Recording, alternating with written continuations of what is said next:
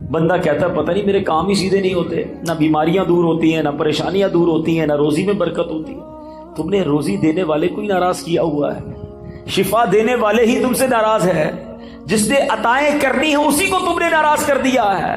ارے اس کی رضا والے کام تو کرو، پھر دیکھو وہ کیسے رحمت کے دروازے کھولتا ہے۔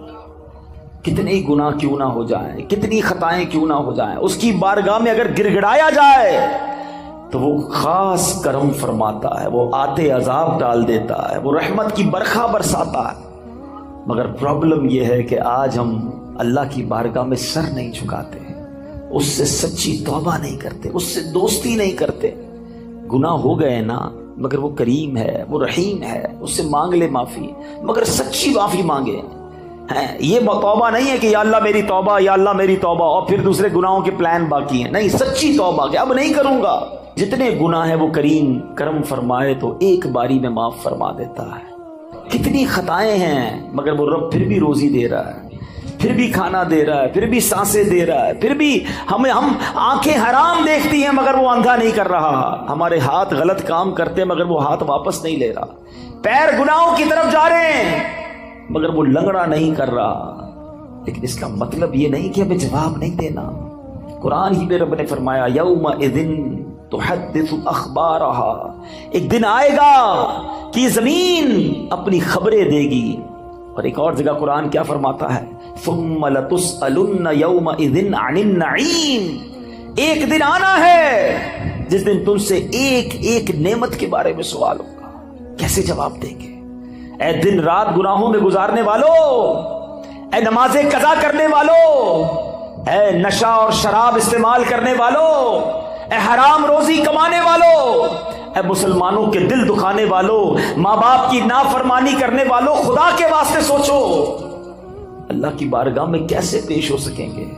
وہ کریم ہے، اس سے معافی مانگ لو، سچی توبہ کر لو۔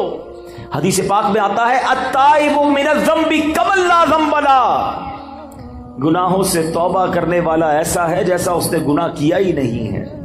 ایسا کریم مالک، اتنا رحیم مالک، پھر بھی اسے ناراض کرے۔ تو آج پہلا سبق، پہلا مدنی پھول تو اس بیان کا یہ دیجئے کہ ہم اپنے رب کی نافرمانی نہیں کریں گے، سچی توبہ کر لیں۔ ہاں، سچی توبہ کر لیں۔ اور اللہ کریم ہے، اتنا رحیم ہے، وہ اپنے بندوں پر اب اس کی ماں سے 70 گنا زیادہ مہربان ہے۔ آپ معافی مانگے وہ معاف فرما دے گا، اور پھر آئندہ گناہ نہ کریں، نمازوں کی پابندی کریں، حرام کاموں سے اپنے آپ کو بچائیں، پھر دیکھیں آپ کی مشکلیں کیسے آسان ہوتی ہیں۔ اللہ کے نیک بندوں پر امتحان آتا ہے مگر وہ اللہ پر بھروسہ رکھتے ہیں۔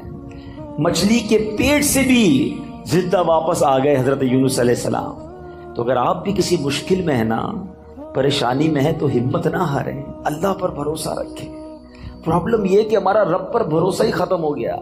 سب پر بھروسہ ہے، رب پر بھروسہ نہیں ہے۔ باقی دنیا والوں کی بات مانتے ہیں، یار فلاں منسٹر تو فلاں پیسے والا، فلاں عہدے دار رابطے میں ہوگا تو مسئلہ حل ہو جائے گا۔ نہیں میرے پیچھے اسلامی بھائیوں، جس کے ساتھ رب کی رحمت ہوگی اس کے سارے مسئلے حل ہو جانے ہیں۔ ان اللہ مع الصابرین، اللہ قرآن میں فرماتا ہے اللہ صبر والوں کے ساتھ ہے۔ تو صبر کر لو، اللہ کی رحمت ساتھ ہو جانی ہے نا، تو اللہ پر بھروسہ کریں۔ پرابلم یہ ہے کہ آج اللہ پر بھروسہ نہیں رہا۔ بعض اوقات تو ایسے جملے لوگ کہہ دیتے ہیں کہ وہ کفریہ کلمات کی طرف چلے جاتے ہیں۔ یقین جانیں اللہ کریم ہے، وہ رحیم ہے، وہ واقعی ہمارے لیے بہترین فیصلہ کرنے والا ہے، لیکن ہم بعض اوقات اس معاملے میں غلطی کر جاتے ہیں۔ ایسا نہ کریں۔ بزرگان دین اپنے بچوں کو توکل کا درس کیسے دیتے تھے؟ ایک بزرگ کے بارے میں آتا ہے، ان کا نام ہے احمد بن حرب رحمۃ اللہ تعالی علیہ۔ آپ نے ایک بار اپنے بچے کو یہ ٹریننگ دی کہ بیٹا جب بھی کھانا کھانا ہونا تو یہ گھر میں بڑی سی محراب ہے، ادھر جا کر دعا کرنا کہ یا اللہ مجھے کھانا دے دے، تو میں روز یہاں سے کھانا مل جائے گا۔ اور اپنی زوجہ سے کہا کہ ایسا کرو کہ روزانہ بچہ جب دعا کرے تو محراب میں پیچھے سے کھانا رکھ دینا، تاکہ بچے کی بچپن سے ٹریننگ ہو کہ اللہ سے مانگنا ہے، اللہ پر بھروسہ رکھنا ہے، روزی دینے والے جو ہے وہ رب ہے۔ ایسے ہی ہونے لگا، وہ بچہ دعا کرتا، ان کی زوجہ کھانا رکھ دیتی، وہ بچہ کھانا کھا لیتا۔ ایک دن کیا ہوا کہ ان کی زوجہ کہیں کام میں مصروف ہو گئی اور لیٹ ہو گئی، کھانے کا وقت ہو گیا، دوڑتی بھی گئی، دیکھا بچہ اس محراب کے پاس بیٹھا اور کھانا کھا رہا ہے۔ کہ بیٹے کھانا کہاں سے آیا ہے؟ کہ جہاں سے روز آتا ہے، اللہ روز دیتا ہے، آج بھی اللہ نے دیا ہے۔ اب وہ واپس آئیں اپنے شوہر کے پاس کہ حضور یہ تو کمال ہو گیا، میں نے تو کھانا نہیں رکھا۔ حضرت احمد بن حرب رحمۃ اللہ تعالیٰ فرماتے مجھے اسی دن کا انتظار تھا، اب تمہیں کھانا نہیں دینا، اب اللہ کی رحمت سے اسے خود ہی ملتا چلا جائے گا۔ یہ وہ لیول آف توکل ہے جو ہمارے بزرگوں میں ہوا کرتا تھا۔ حضرت ابراہیم علیہ السلام کو جب آگ میں ڈالا جا رہا تھا، یہ بھی قرآنی واقعہ، قرآن پڑھے تو پتہ چلے نا، حضرت ابراہیم کو جب آگ میں ڈالا جا رہا تھا، حالانکہ معلوم ہے کہ اتنی بڑی آگ ہے جو کبھی جلائی نہیں گئی ہے، آسمان تک شعلے ہیں، جبریل امین آتے ہیں، کہتے حضور آپ حکم کریں، ابھی میں بارش کا فرشتے کو کہتا ہوں پانی برسائے گا، آگ بجھ جانی ہے۔ فرمایا نہیں، میرا رب دیکھ رہا ہے، اگر وہ چاہے گا تو بچا لے گا، اور اس کی اگر رضا اس میں ہے کہ میں آگ میں چلا جاؤں تو میں راضی ہوں۔ ہاں وہ پنجابی شاعر کہتے ہیں نا، جے سونا میرے دکھ وچ راضی، میں سکھ نوں چلے پاواں، یہ لیول آف توکل تھا نا۔ اچھا پھر جب آپ کو آگ میں پھینک دیا گیا تو پھر جبریل امین آئے، کہا ٹھیک ہے آپ ہم سے مدد نہیں مانگ رہے، اللہ سے تو مانگ لیں، اللہ کو تو پکار لیں۔ فرمایا مالک دیکھ رہا ہے، اگر اس کی رضا ہوئی تو اس نے بچا لینا ہے۔ اور ایسا ہی ہوا کہ جب حکم الہی ہوتا ہے تو وہ آگ جس میں آپ ایک روایت کے مطابق 40 دن رہتے ہیں، آپ کا بال بھی بیکا نہیں ہوتا ہے۔ شاعر مشرق ایسے ہی تو نہیں کہتے نا، آج بھی ہو ابراہیم سا ایمان پیدا۔ اصل مسئلہ یہ ہے ہمارا وہ ایمان کا لیول بہت ڈاؤن ہو گیا، اللہ پر وہ بھروسہ ہی نہیں رہا۔ اگر آج بھی ہو ابراہیم سا ایمان پیدا، آگ کر سکتی ہے انداز گلستان پیدا۔ آج بھی آگ باغ بن جائے گی، لیکن وہ لیول آف یقین، اللہ پر بھروسہ ہی نہیں ہے۔ ہم دعا بھی کرتے تو یہ سوچ کر پتہ نہیں پوری ہوگی کہ نہیں ہوگی، پھر کدھر سے پوری ہوگی؟ بھروسہ کرو اپنے مالک پر، وہ سب سے بڑا کارساز ہے، وہ عطا فرمانے والا، اس نے وعدہ کیا ہے ادعونی استجب لکم، مجھ سے مانگو میں تمہیں عطا کروں گا۔ سب سے مانگتے ہیں، رب سے نہیں مانگتے۔ سب پر بھروسہ ہے، رب پر بھروسہ نہیں۔ حضرت یونس کو مچھلی کے پیٹ میں بھی بھروسہ تھا، کہتے اللہ مجھ سے غلطی ہو گئی، تیرے سوا کوئی اور نہیں پاکی بیان کرنے کے لائق، لا الہ الا انت سبحانک انی کنت من الظالمین۔ اللہ نے مچھلی کے پیٹ سے رہائی عطا فرما دی۔ تم تھوڑی مشکل میں شکوے کرتے ہو، تھوڑی پریشانی میں شکوہ شکایت کرنے لگ جاتے ہیں۔ نہیں میرے بیچ سے اسلامی بھائی، اور ایک یہ حضرت ابراہیم کے واقعے سے ایک اور بات بھی سیکھنے کو ملتی ہے، ہر بات جو ہے نا وہ دماغ سے نہیں فیصلہ کیا جاتا۔ ہاں کچھ لوگ کیلکولیٹر پہ چل رہے ہوتے ہیں، یار زکوٰۃ دیں گے تو پیسے کم ہو جائیں گے، اور صدقہ دیں گے تو اور کم ہو جائیں گے۔ ہر چیز حساب کتاب اور دماغ سے نہیں ہوتی ہے، کچھ فیصلے دل سے بھی کیا کرو۔ عقل والوں کے نصیبوں میں کہاں ذوق جنون، ہاں عقل والوں کے نصیبوں میں کہاں ذوق جنون، عشق والے ہیں جو ہر چیز لٹا دیتے ہیں۔ یہ جو چھلانگ لگائی گئی تھی نا آگ میں، قرآنی جو واقعہ حضرت ابراہیم نے، یہ فیصلہ کیسے ہوا؟ کیا خوبصورت بات شاعر لکھتے ہیں، فرماتے بے خطر کود پڑا آتش نمرود میں عشق نے چھلانگ لگائی تھی، دماغ اور عقل کا کام نہیں تھا ادھر۔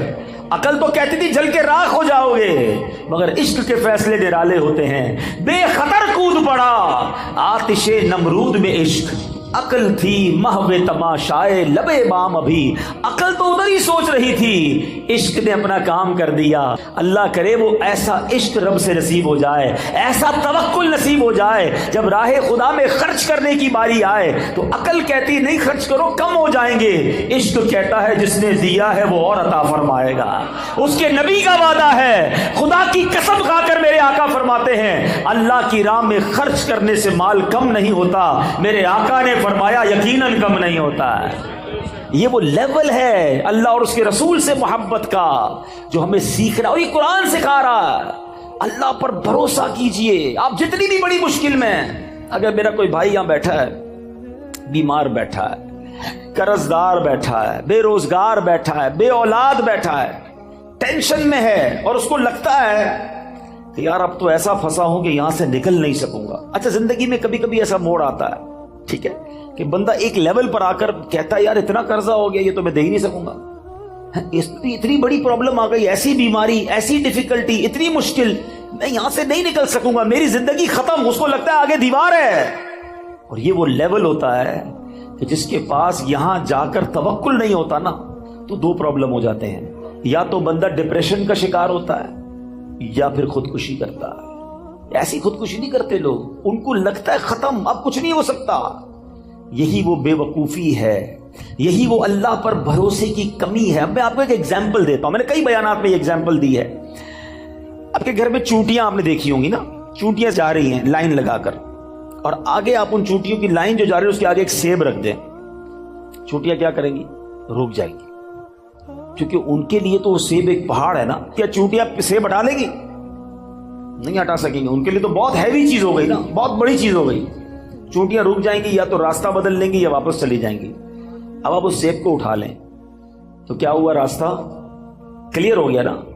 آپ کے لیے کیا تھا؟ یہ جواب تو دو۔ چونٹی کے لیے کیا تھا؟ پہاڑ۔ آپ کے لیے کیا تھا؟ سیب۔ آپ نے سیب اٹھایا، جیب میں رکھ لیا، چونٹی کا راستہ کلیئر ہو گیا۔ میری بات ذرا تسلی سے سننا، جو مشکل تمہارے سامنے ہے نا اس وقت، وہ تمہارے لیے پہاڑ ہے، میرے رب کے لیے کچھ نہیں ہے۔ ان اللہ علی کل شیء قدیر، وہ قادر ہے، وہ کن فرمائے فیکون ہو جاتا ہے۔ ارے میری عقل تھوڑی، میرا دل چھوٹا، میرے حوصلے تھوڑے، مجھے لگ رہا ہے پھنس گیا، مجھے لگتا ہے مر گیا، مجھے لگتا ہے نہیں نکل سکوں گا۔ ارے مانگو نا اس سے مدد جو قادر ہے، جو خالق ہے، جو مالک ہے۔ وہ تو حکم فرمائے تو چیزیں بہتر ہو جاتی ہیں۔ ہم نے دیکھا ہے ڈاکٹر کہتے ہیں کینسر کے اس سٹیج پر ہے کہ یہ نہیں بچ سکے گا، 15 دن رہ گئے، اور جب اللہ نے صحت دیتی ہے تو ڈاکٹر حیران ہوتے کون سی رپورٹ تھی پہلے والی، یہ تو بندہ بالکل کلیئر ہو گیا ہے۔ اللہ اپنی قدرت کے نظارے اب بھی دکھاتا ہے۔ بھروسہ چاہیے، یقین چاہیے۔ ہمارا پرابلم یہی ہے، ہم رب سے بھروسہ توڑ بیٹھے ہیں۔ مانگو نا اس سے۔ ایک اور آج کنفیوژن دور کر دیتا ہوں، ایک اور مشکل آج دور کر دیتا ہوں۔ مسئلہ یہ ہوتا ہے، لوگ کہتے ہیں یار ہم نے تو مسجد میں بھی دعا کی، کعبے کے سامنے بھی جا کے دعا کی، مزار پہ جا کے بھی دعا کی، روزے رکھ کے افطار کے وقت بھی دعا کی، تہجد پڑھ کے بھی دعا کی، ساڈا مسئلہ ہی حل نہیں ہوتا ہے۔ تم کہتے ہو اللہ سے مانگو، ہمارا تو مسئلہ ہی حل نہیں ہو رہا، ہمارا تو اولاد ہی نہیں مل رہی ہے، پیسے ہی نہیں بڑھ رہے، نوکری نہیں مل رہی، گھر کرائے کا اپنا گھر ہی نہیں ہو رہا، کیسے اللہ پر بھروسہ کروں؟ یہ وہ پرابلم ہے کہ جہاں جا کر بندہ رب سے دور ہونا شروع ہو جاتا ہے، جہاں اس کا رب سے بھروسہ ٹوٹنا شروع ہو جاتا ہے۔ اب سمجھو میری بات تسلی سے، آج کے اس بیان میں اپنے رب سے دوستی کر کے جانا، اپنے مالک سے محبت کر کے جانا۔ وہ خالق ہے میرا، وہ مالک ہے، وہ مجھے میری ماں سے زیادہ چاہنے والا ہے۔ سنو، جب دل میں یہ خیال آئے نا کہ اللہ میری سن نہیں رہا، اللہ کی طرف سے میرا کام نہیں ہو رہا، اس وسوسے کو جھٹک دینا۔